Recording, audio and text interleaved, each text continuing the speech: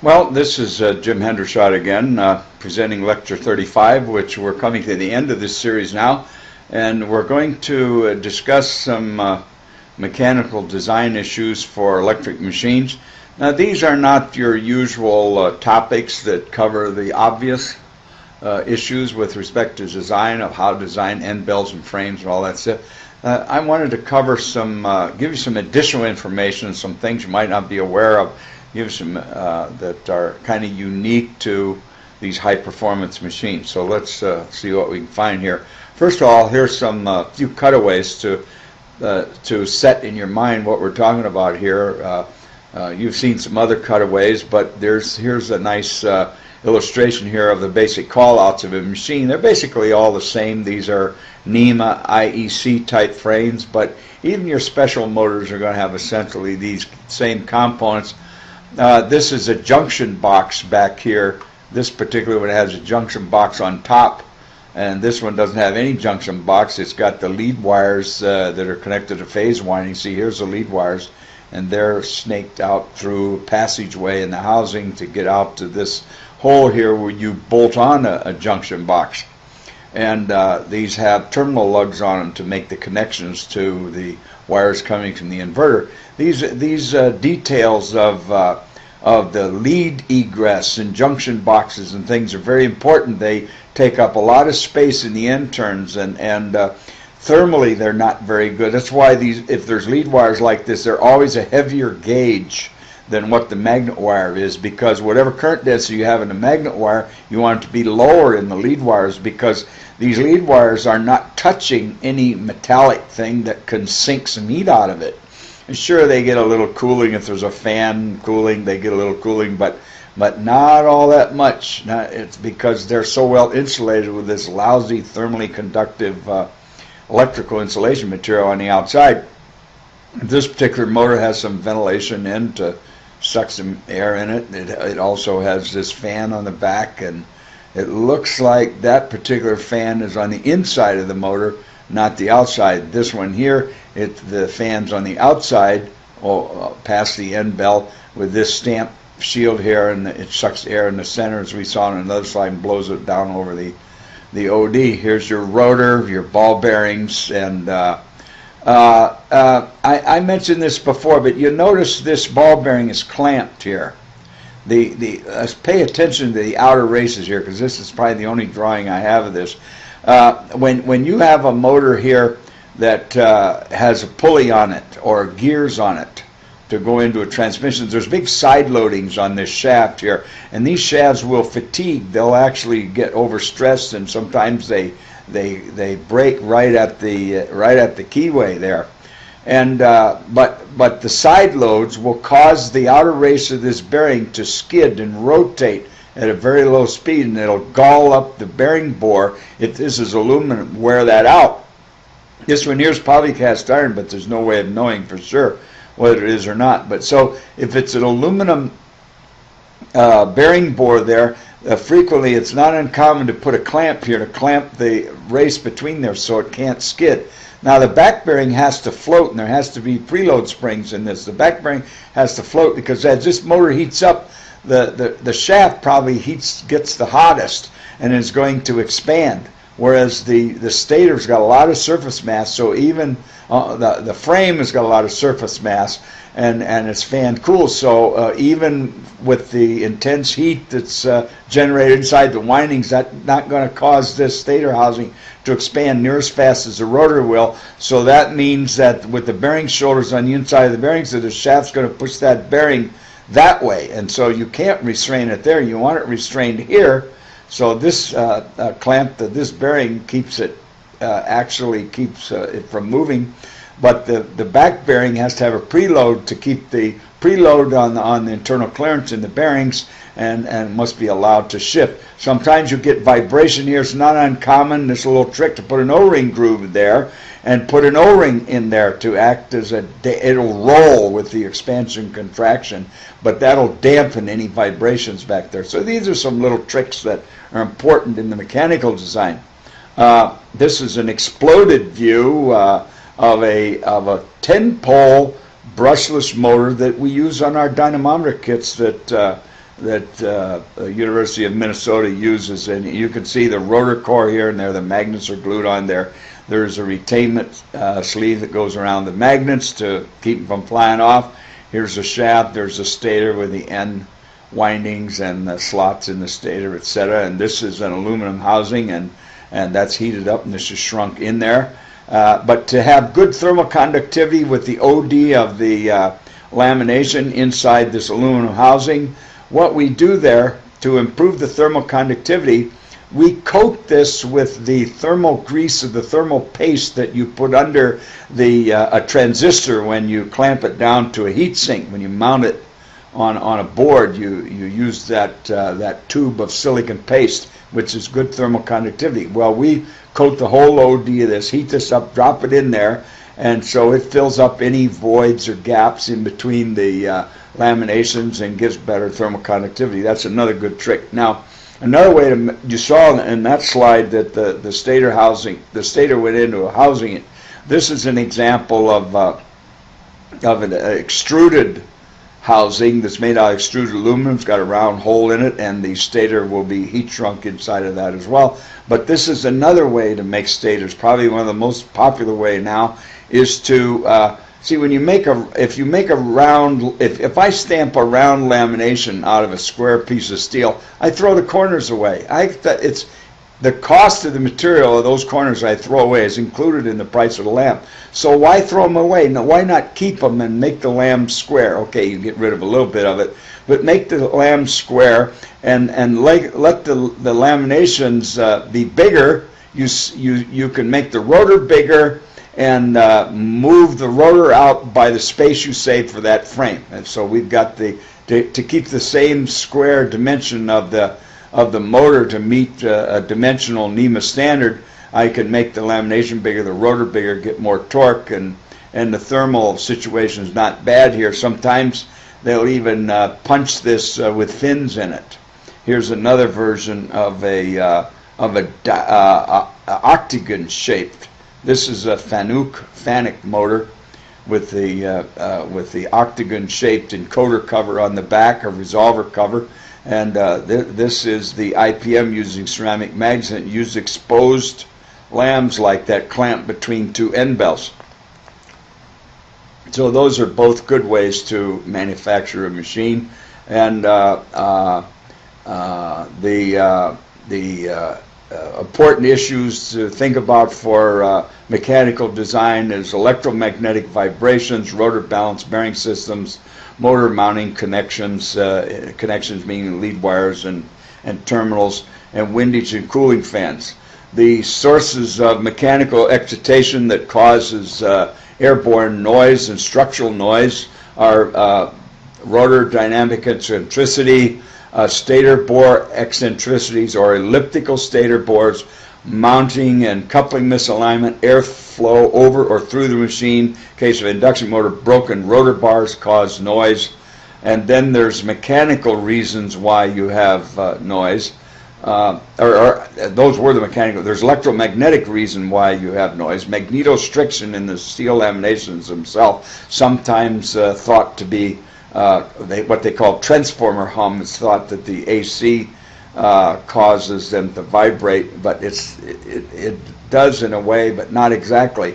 Magnetostriction means that the all dimensions of the steel expand and contract as a function of the magnetic flux that's flowing through it. Isn't that amazing? Did you know that when you magnetize a piece of steel, it expands, and when you demagnetize it, it contracts? There's a textbook by an author named Honda. Has nothing to do with the Honda cars, but it's a Japanese engineer that wrote this textbook. He has a big section in a whole chapter on magnetostriction and results of all the test data of different kinds of lamination materials and what magnetostriction properties they exhibit. Now, there are magnetostrictive materials that are made that way on purpose to use as sensors, and those are good, but we don't like to have magnetostriction characteristic in electrical steels and motors because it causes them to be noisy. You'll hear the hum as a function of commutation frequency, and it's proportional to RPM because the number of times of commutation per revolution. It's not bad with sinusoidal-driven motors because phases aren't instantly turned on and off, so they're not instantly magnetized and demagnetized like they are with a six-step. But it's a problem with six-step driven motors. Then there's the harmonics you get from windings and from saturation, from slotting. Again, broken bars, that's an electromagnetic problem too, as well as mechanical. And then the PWM voltage chopping sometimes causes noise from torque pulsations. And there's radial forces that exhibit waves for rotor deformation. We're going to look at some of those. The motor, housing, frame, and end belts. Let's talk about that. The stator air gap diameter after fitting into the housing needs to be as concentric to the end frame pilot diameters as possible. End frame pilot diameters meaning the diameters that pilot the bearing carriers to the stator of the motor, because you want the shaft to run concentric to the ID of the stator core. That means that the bearing bores have to run concentric with the pilot diameter on the end bell, and the pilot diameter has to run concentric with the ID of the core. So that's what these next couple things about. Concentricity is important. Rotor OD should be concentric to the shaft diameters or the shaft journals as economically possible. Sometimes it's like in step motors, that's so critical. You have to grind the rotor from the journal bearings. High-speed motors, I think you have to do that. But normal induction motors and you probably need to machine the OD of the rotor, even in a squirrel cage, small squirrel cage motors with small gaps. The rotor should be always balanced for specification, balance levels consistent with a rated speed.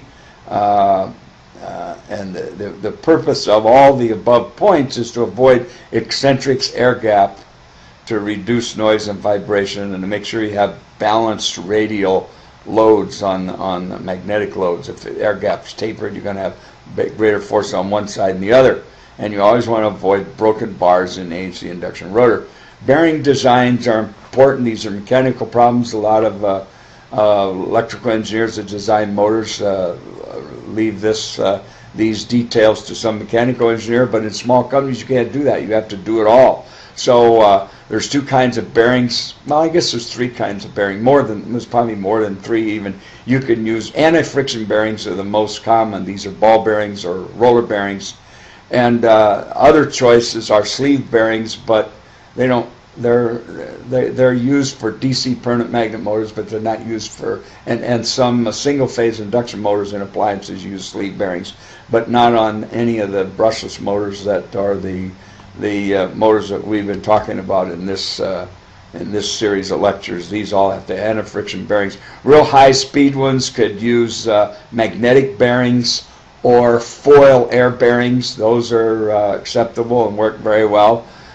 Bearings, anti-friction bearings must be preloaded, as we talked about in the last slide. The shaft expands at a different rate than the frame, so one of the races has to be loose enough to move. There's bearing standard fits called American Bearing Manufacturers Association standard. I don't know ABEX stands for, but those are our standard dimensions for classes of bearings and their tolerances and recommended tight fits and loose fits. Bearings are always pressed in a rotating member. Never let a inner race be loose on a rotating rotor in a motor. The inner race always has to be pressed. And then one bearing at the output shaft end should be actually clamped, as I said before, and the other bearing's got to float with a preload spring in it. Now, I promised that we would look at some radial deflection modes of the stator caused by the electromagnetic forces on the stator that causes a lot of noise in a machine. These are most annoying with reluctance machines, particularly a switch reluctance that has salient poles on both the rotor. There's a terrific attracting force between the salient poles as the rotor rotates, and then when the phase is de-energized, it's de-energized very rapidly. So the stator has deflected. If you have a lot of poles in the machine, the stator yoke's in compression, and it just squeezes everything in by a uniform amount. That's the least noisy. There's not too many modes that are triangular. They're either two pole, because you have to have pole pairs. If you had a pair of poles here and a pair of poles here and a pair of poles here, you could get this condition. But normally, if you have a two-pole machine, you see the circle of a stator yoke is trying to elliptify itself. In the case of a four-pole machine, it's trying to square a circle. And here's another case of squaring a circle. And this is 1, 2, 3, 4, 5. This is 5 pole pairs, but they'd have to be close together. You can have 6 or 8 modes. And this is going to vibrate at the natural frequency of the deflection is determined by the natural frequency and the stiffness of the stator. And as you could see, 4-pole machines should be quieter than a 2-pole, because in this case you have this whole half of the rotor that's in a bending moment to collapse and cause this displacement, which when released will do a lot of air disturbance and cause noise. But in the same diameter, if you have a 4-pole and trying to make this square, the length of the piece of the stator that's bending is only half as long as it is here. They're 90 degrees, so that turns out, if you measure it, it turns out to be quieter. Here's you can calculate these vibration modes with this formula here. And you can do finite element analysis and model all this stuff, but that's a real problem. And any loose components have to be avoided, particularly in the stator winding, because if they're not restrained, and they're going to vibrate from the magnetic forces on them, and if they vibrate and rub against each other, eventually they're going to wear through the insulation. You're going to get turn-to-turn shorts, or shorts to ground, or shorts to the frame, or whatever. So the end turns are normally laced. And big machines, they're mechanically supported. I showed you some of those in the earlier series. And you certainly vacuum, impregnate, and varnish, and VIP the entire stator core to stabilize all the windings to keep them from vibrating. Now, big, large machines with open slots, sometimes they put steel magnetic slot wedges in with the insulating wedge behind it. PM motor magnets, as we've said many times before, often require retention of sleeves or wrapping of yarns, pretension yarn around them, so that nothing is loose. Induction motor rotor bars have to be restrained from vibration. They have to be brazed in there. They have to be swaged in there, or the use of adhesives. Some large machines, great big machines, they actually shim the bars in place. They drive wedges at each end between the bars and when you could build a stator, you could build a rotor. You could build a rotor in particular, because it's very important that there's no motion or vibration in a rotor because of balance and so on. So you could build the rotor in sections of laminations with those vent spaces between them, and you set the conductors, the bars up first that you're going to braze to the end rings. You set those up first and put each pack of lambs over top of that, and you drive little wedges down the side of the bars to wedge them in that pack of lambs. Then put the vent spacer on, and then the next set of lambs, and then wedge those in. Do that for the whole length. That's done as well for large machines. And IPM rotor cores are frequently skewed, one stator slot. Bearings must be actually preloaded. We've covered that. Bearing races press fit. Output bearings should have router race restrained. We've said that before. And here's the best bearing choices are anti-friction, magnetic, hydrostatic, or foil. We said that before too. Now here's a cross section of a nice motor here, and we want to talk about a serious problem that can cause early anti-friction bearing failure, and that is that you can get discharge currents circulating through the bearings from race to ball, through the shaft and back through the other bearing due to PWM motor drives. And this is a big problem that causes a bearing, it's supposed to be a B there, causes bearing failure. Here's a picture of a race of a bearing. It causes this fretting here. And you can see that that's going to be a very noisy bearing, and it's going to cause failure of that bearing.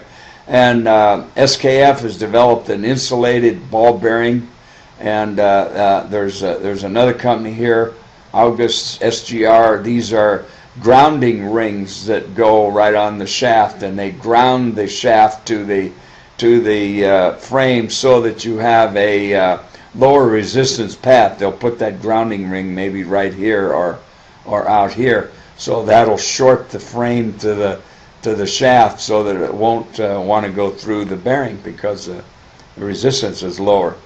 So that's a serious problem. The stator core into the frame is frequently shrink fitted in cast iron, steel, or aluminum.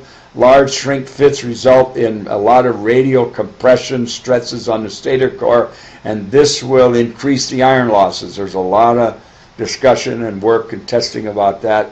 One motor this happens, the next motor doesn't. It doesn't seem like aluminum frames offer enough compressive forces to cause this problem, but certainly cast iron frames do. So how do you get rid of that? You use very light interference fit and keep it from rotating with anti-rotation pins right in the air gap, or set screws into the stator core from the OD. Another way is to use the open frame motors that I showed you in the second slide. With and then the use of Loctite on smaller machines. You can use Loctite on the outside of the rotor, and larger machines will use keys, 6, 8, 10, 12 keys that are in the outer stator core, and then the welded frame has these machine keyways in it, and it's all fitted in these keys are fitted into keyways. It looks to me like it's hard to get the alignment right, get all that to go together, but I've watched them assemble those, and they can really do it. Now there's acoustical aspects of noise of motors. They're caused by the electromagnetic and the mechanical vibration sources that we discussed in an earlier slide. There's three principal causes of this: is the magnetic, the mechanical, and the one we didn't talk about is windage. Windage can cause noise.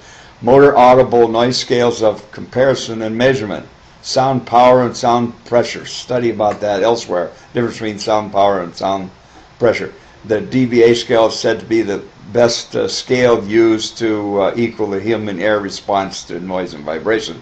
Sound waves and noise energy generated from windage and magnetics are excited and amplified by the mechanical structure, in not just the structure of the motor, but including the frame that the motor is mounted on. So it's not uncommon to use energy absorbing shock absorber mounts or rubber mounts, things like that, to quiet things up.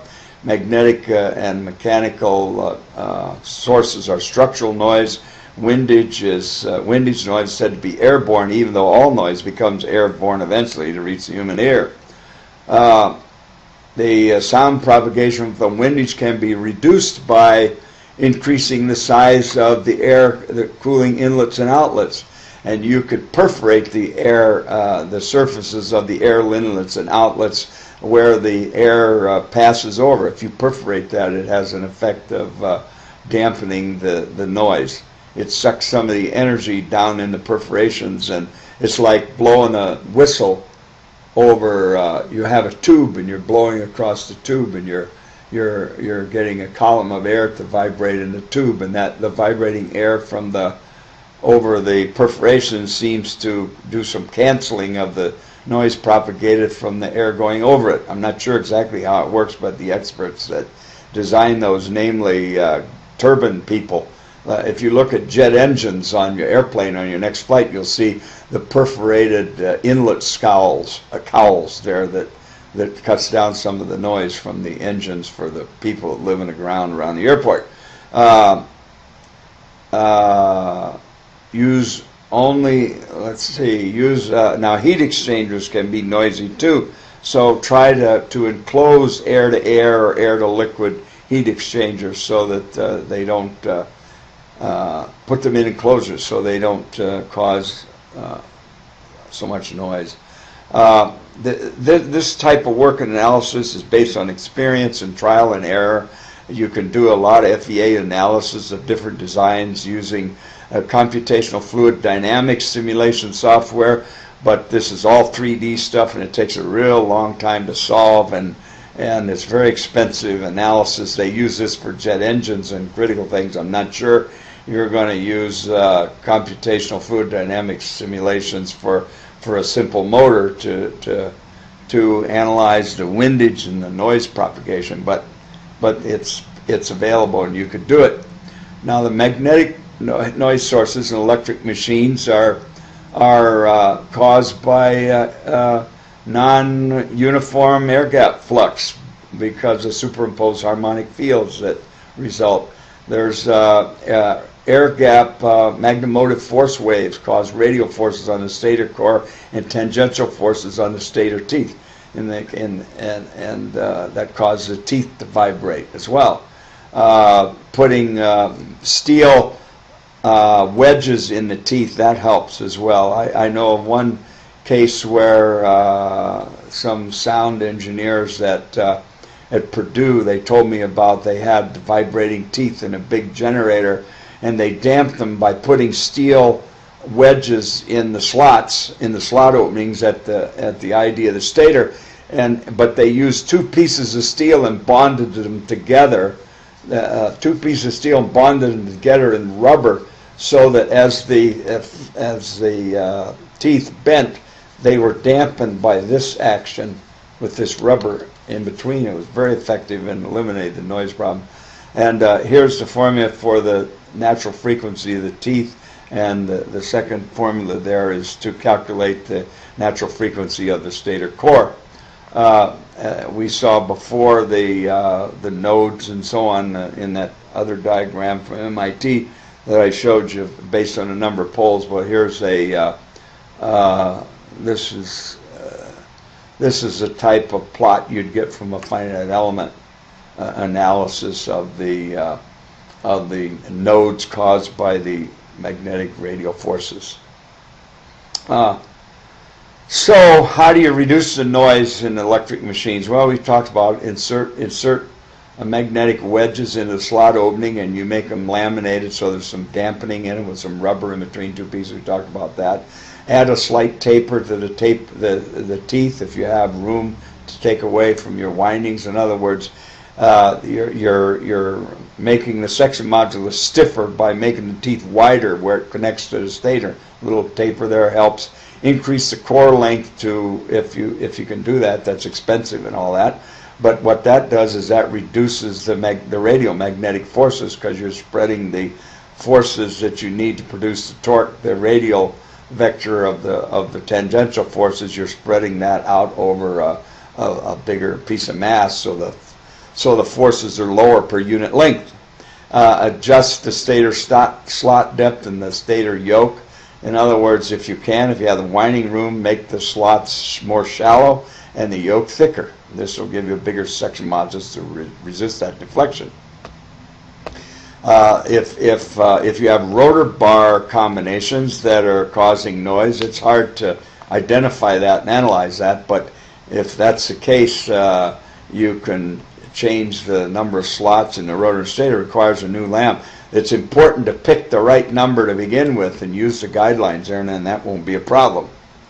Here's a little bibliography for you for some very good papers on motor audible noise resources. You can look all these up. These are taken from proceedings on a sound meeting by the American Society of Mechanical Engineers in Dearborn in 2008. And so thank you very much. That concludes this lecture.